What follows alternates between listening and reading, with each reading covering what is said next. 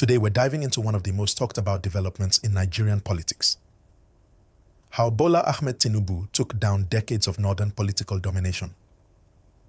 Please don't forget to like this video, subscribe and share, as this will help us to grow. Thank you. If you're watching this, you know that Nigerian politics is a whole game of strategy, power and alliances. But what Tinubu has done in recent years has shifted the entire dynamic. For decades, the northern region of Nigeria has controlled a large chunk of the power in the country, but now things are changing. And it all boils down to Tinubu's rise to the presidency. In the past, the northern political elites were the ones calling the shots, largely because of their electoral weight, population, and historical control of power. The North held influence over key decisions, ministries, and government appointments. But things have been shifting for a while now, especially after Tinubu's victory in the 2023 elections. He wasn't just someone who came from the South. He was an outsider from Lagos, and his political career was mostly tied to the Yoruba region of the Southwest. However, Tinubu's political network in Lagos and his ability to build alliances with key players from various parts of the country have allowed him to break away from traditional norms. His support in the North, despite being from the Southwest, has been massive. This is a huge shift because traditionally the North controlled most of the political machinery in the country. But now, Tinubu has managed to win elections and cement his position by strategically aligning himself with northern politicians, and he did it without a traditional northern base. What's interesting is how Tinubu's approach has started to unravel the political dominance of the North. Traditionally, the northern political elites had a say in who was in power, especially in the top echelons of government. But with Tinubu's ascent, we're starting to see a change. His administration has been aggressive about creating balance, shifting key appointments and policies away from the North, and broadening the scope of political representation across all regions of Nigeria. This has caused some serious pushback from northern elites who feel that they are being sidelined. And that's not all. Tinubu has made significant policy changes. And one of the most striking examples of this was how he handled issues like security and taxation. The northern governors and the political machinery have had decades of influence over federal decisions, but Tinubu has shown that the status quo is no longer acceptable.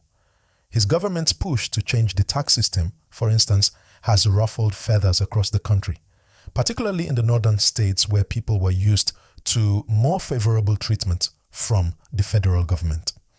Now, when we think of northern political domination, it isn't just about controlling elections. It's about controlling the national narrative. For years, the North held the keys to the country's economic policies, the appointments to critical positions, and the distribution of resources. But now, Tinubu's government is shaking up those long-established norms. There's a growing sense that the days when the North could unilaterally control the direction of the country might be over. People are starting to question whether the balance of power should stay the same or be redistributed. However, not everyone is on board with these changes. Many northern politicians feel that Tinubu, despite being a national figure, has placed too much emphasis on southern interests, and they're starting to feel marginalized. There's even talk that the North is being left behind, especially in terms of project allocations and development priorities. But what they may not realize is that Tinubu's tactics of moving key appointments and policies away from the North might not be an attempt to erase the North. It's more about spreading the power more evenly and ensuring that all regions have a stake in the country's future. But here's the thing. This shift isn't just about political power. It's about how Nigerian citizens, especially young people, are viewing the political landscape. For decades, the North has been the kingmaker, but now there's a growing sense of disillusionment among the younger population.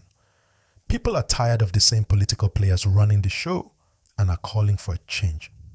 This new era of politics is driven by more engagement, especially from younger Nigerians who are tired of the regional and ethnic divisions that have plagued the country for so long. So what does this all mean for Nigeria's future? Well, it's complicated. The dominance of the North might be weakening, but the region still holds a significant amount of political influence. And the battle for power is far from over. In the next few years, we'll likely see even more tension as regional elites continue to maneuver for control. The reality is that power dynamics are shifting, and it's anyone's guess what the political future of Nigeria will look like in the coming decades. For now, though, Tinubu has made it clear that he is no longer just a southern politician trying to make his mark. He's a national leader with the ability to challenge the old order. And if he succeeds in creating more balance, the political landscape of Nigeria could be permanently transformed. But just like with any major change in a country as diverse and complex as Nigeria, there are bound to be consequences. The way the North reacts to this shift will be crucial. Will the region accept a more balanced political structure, or will there be resistance? We've already seen pushback from some northern political leaders, and as the 2027 elections draw closer, it'll be interesting to see how the political strategies play out. Who will emerge as the new political kingmakers in this new power structure? What we're seeing now under President Bola Ahmed Tinubu is a strategic shift in Nigeria's political terrain. He didn't just win power, he's working to rearrange the levers of power in a way that challenges long-standing regional dominance. Let's talk about what's happening and how it could play out. First, there's a reshuffling of key appointments. Tinubu has made moves in both the civil and military service that break with previous patterns. Many of the top military and security roles, which for years were heavily drawn from the north, are now being filled from a broader regional mix. Some analysts say these changes reflect an intention to weaken entrenched regional power blocks. This is important because when you change who holds the power, you change who sets the agenda. Second, infrastructure and capital allocation patterns. There's evidence the government is allocating more resources to northern states in major projects like highways, power transmission lines, and logistics hubs.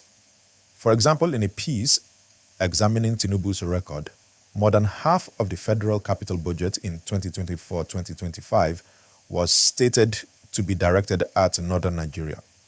So, while the common narrative is the north is being sidelined, the data suggests the government is making efforts to show inclusion. The question is whether the implementation matches the promise. Third, regional narratives. Northern political elites are feeling pressure.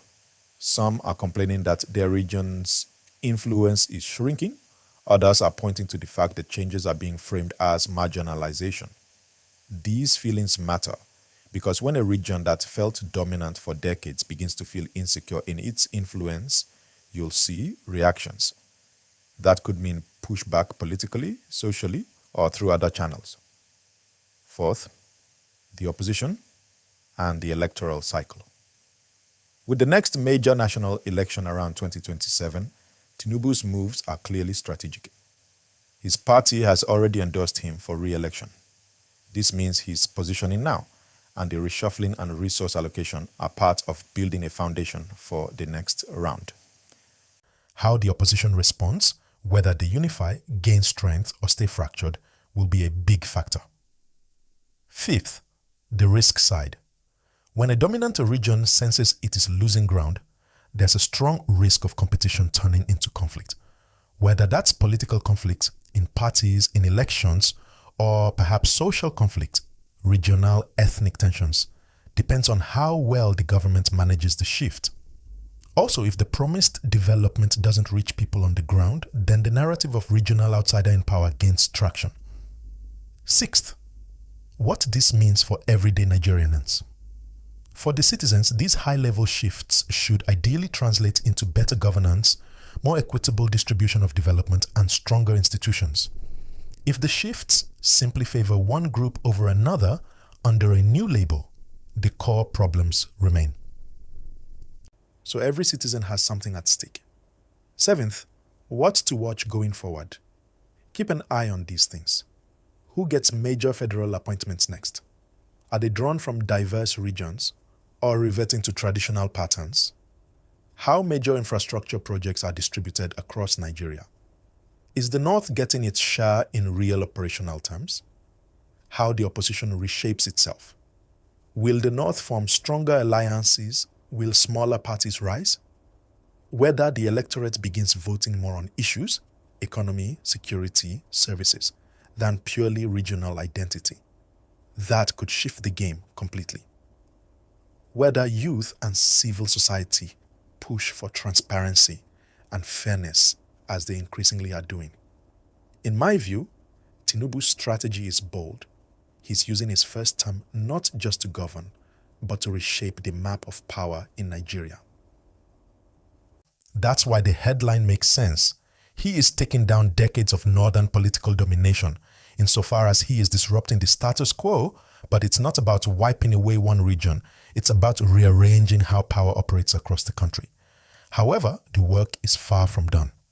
Whether this shift yields positive results for all Nigerians or ends up creating new imbalances will depend on follow-through, accountability, and whether ordinary citizens see benefit. The next 2 years will be critical as the 2027 election draws near. So there you have it. What do you think? Do you feel these changes are positive for Nigeria's future?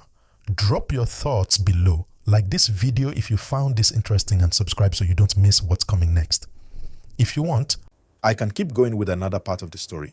Just say the word. In conclusion, the idea that Tinubu has taken down decades of northern political domination is more about the rebalancing of power than the complete elimination of one region's control. His rise marks a shift in how power is distributed in Nigeria, but it's a process that's still unfolding. As we look toward the future, we'll need to pay close attention to how these regional tensions play out, how the opposition responds, and whether Tinubu's government can maintain the delicate balance between regions. That's all for now. But hey, I want to hear what you think. Do you think Tinubu's administration has done enough to change the balance of power in Nigeria? Or do you think there's still a long way to go? Drop your thoughts in the comments below. Hit that like button if you enjoyed the video, and don't forget to subscribe for more updates on Nigerian politics. I'll be back with more, but until then, keep your eyes open and stay informed.